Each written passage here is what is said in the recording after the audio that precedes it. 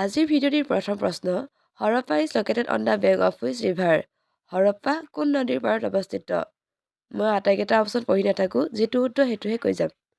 আৰু ইয়াৰ শুদ্ধ উত্তৰ হৈছে অপশ্যন এ ৰবি।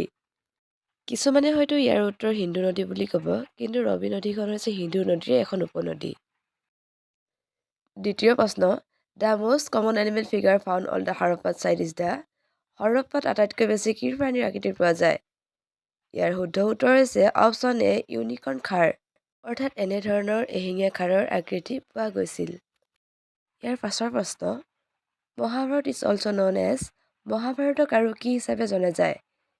ইয়াৰ শুদ্ধ উত্তৰ হৈছে অপশ্যন বি জয় সংহিতা। 4 নম্বৰ প্ৰশ্ন, who introduced silver coins called rupee in medieval India? মধ্যযুগীয় ভাৰতত টকা নামৰ ৰূপৰ মুদ্ৰা কোনে প্ৰৱৰ্তন কৰিছিল? অপশ্যনকেইটাৰ ভিতৰত শুদ্ধ উত্তৰ হৈছে অপশ্যন বি শ্বেৰশ্বাহ। শ্বেৰশ্বাহ ছুৰীয়ে মধ্যযুগীয় ভাৰতত প্ৰথমতে টকাৰ প্ৰচলন কৰিছিল। 5 নম্বৰ প্ৰশ্ন, the peacock throne was constructed by the Mughal emperor? ময়ূৰ সিংহাসন নিৰ্মাণ কৰা মোগল সম্ৰাজন হৈছে অপশ্যন বি শ্বাহজাহান।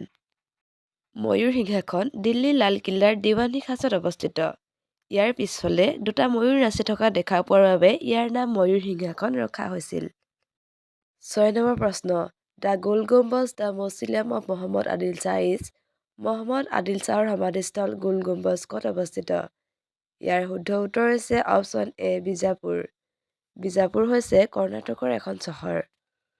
ইয়াৰ পাছৰ প্ৰশ্ন, who was the last Mughal emperor? শেষৰজন মোগল সম্ৰাট কোন আছিল? অপশ্যনকেইটাৰ ভিতৰত ইয়াৰ শুদ্ধ উত্তৰ হৈছে অপশ্যন চি দ্বিতীয় বাহাদুৰ শ্বাহ জাফৰ। দ্বিতীয় বাহাদুৰ শ্বাহ জাফৰ ভাৰতৰ শেষৰজন সম্ৰাট আছিল। 8 নম্বৰ, which metal was first used by the Harappan people? Harappa সভ্যতাৰ লোকে প্ৰথমে কোনবিধ ধাতু ব্যৱহাৰ কৰিছিল? অপশ্যনকেইটাৰ ভিতৰত ইয়াৰ শুদ্ধ উত্তৰ হৈছে অপশ্যন বি কপাৰ নাইবা তাম। 9 নম্বৰ প্ৰশ্ন, the caves of Ajanta and Ellora belong to? Ajanta Ellora গুহাবোৰ কাৰ বুলি জনা যায়? ইয়াৰ শুদ্ধ উত্তৰ হৈছে অপশ্যন চি বৌদ্ধ। অজন্তা ইলোৰা গুহাবোৰ বৌদ্ধ ধৰ্মৰ বুলি জনা যায়। 10 নম্বৰ, the word Tirthankar is related to? Tirthankar শব্দটো কিহৰ সৈতে জড়িত? ইয়াৰ শুদ্ধ উত্তৰ হৈছে অপশ্যন ডি জৈন। তীৰ্থংকৰ হৈছে জৈন ধৰ্মৰ আধ্যাত্মিক গুৰু। 11 নম্বৰ, who was the first Tirthankar of the Jains? জৈনসকলৰ প্ৰথম তীৰ্থংকৰ কোন আছিল?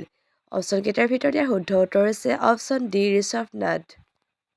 ভাৰতৰ জৈন ধৰ্মৰ মুঠ 24টা তীৰ্থংকৰ আছে, তাৰে প্ৰথমটো হ'ল Rishabhnath. 12 number, what is the আদাৰ নেম অফ চাণক্য? চাণক্যৰ আন এটা নাম কি? ইয়াৰ শুদ্ধ উত্তৰ হৈছে অপশ্যন বি কৌটিল্য। ইয়াৰ উপৰিও তেওঁক চন্দ্ৰগুপ্ত বুলিও জনা যায়। ইয়াৰ পিছৰ প্ৰশ্ন, Ashoka belongs to which dynasty? Ashoka কোন ৰাজবংশৰ? অপশ্যনকেইটাৰ ভিতৰত ইয়াৰ শুদ্ধ উত্তৰ হৈছে অপশ্যন এ অশোক মৌৰ্য ৰাজবংশৰ। সম্ৰাট অশোক আছিল বিন্দুসাৰৰ পুত্ৰ আৰু বিন্দুসাৰ আছিল মৌৰ্য বংশৰ প্ৰতিষ্ঠাপক চন্দ্ৰগুপ্ত মৌৰ্যৰ পুত্ৰ, অৰ্থাৎ অশোক চন্দ্ৰগুপ্ত মৌৰ্যৰ নাতিয়েক আছিল। 14 নম্বৰ, who is known as the second Ashoka? দ্বিতীয় অশোক বুলি কাক কোৱা হয়? ইয়াৰ শুদ্ধ উত্তৰ হৈছে অপশ্যন চি কনিষ্ক। 15 নম্বৰ প্ৰশ্ন, who was the founder or the first known Gupta ruler? প্ৰতিষ্ঠাপক বা প্ৰথমজনীয়া গুপ্ত শাসক কোন আছিল? অপশ্যনকেইটাৰ ভিতৰত ইয়াৰ শুদ্ধ উত্তৰ হৈছে অপশ্যন এ শ্ৰীগুপ্ত। ইয়াৰ পৰৱৰ্তী প্ৰশ্ন, which king of the Gupta was also' known as the Vikramaditya? গুপ্তসকলৰ কোন ৰজাক বিক্ৰমাদিত্য বুলি জনা যায়? ইয়াৰ শুদ্ধ উত্তৰ হৈছে অপশ্যন চি দ্বিতীয় চন্দ্ৰগুপ্ত। তেওঁ ভাৰতৰ গুপ্ত সাম্ৰাজ্যৰ তৃতীয় শাসক আছিল।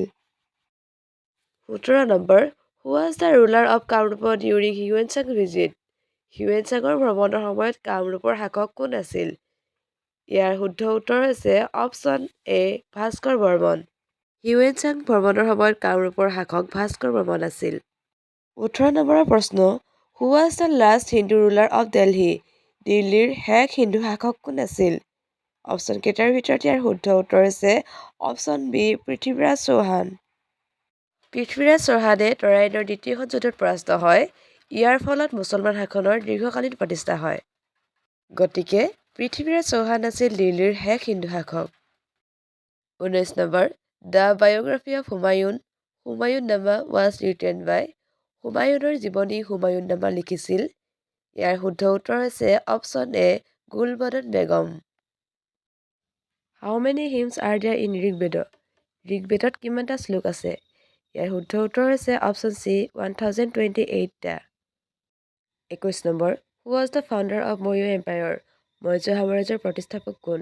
ইয়াৰ শুদ্ধ উত্তৰ হৈছে অপশ্যন চি চন্দ্ৰগুপ্ত মৌৰ্য। 22 নম্বৰ, Samudragupta has been given the title of Indian Napoleon by the historian. সমুদ্ৰগুপ্তক কোনগৰাকী ইতিহাসবিদে ভাৰতৰ নেপোলিয়ন বুলি অভিহিত কৰিছিল? ইয়াৰ শুদ্ধ উত্তৰ হৈছে অপশ্যন বি বি.এ. স্মিথ। ইয়াৰ পাছৰ প্ৰশ্ন, the term Chaitanya Jayate was taken from which Upanishad? Chaitanya Jayate শব্দটো কোনখন উপনিষদৰ পৰা লোৱা হৈছে? ইয়াৰ শুদ্ধ উত্তৰ হৈছে অপশ্যন এ মুণ্ডক উপনিষদ। এই মুণ্ডক উপনিষদ হৈছে অথৰ্ববেদত নিহিত হৈ থকা এক প্ৰাচীন সংস্কৃত বৈদিক গ্ৰন্থ। 24 নম্বৰ, the Ashokan pillar at Allahabad provides information about the reign of.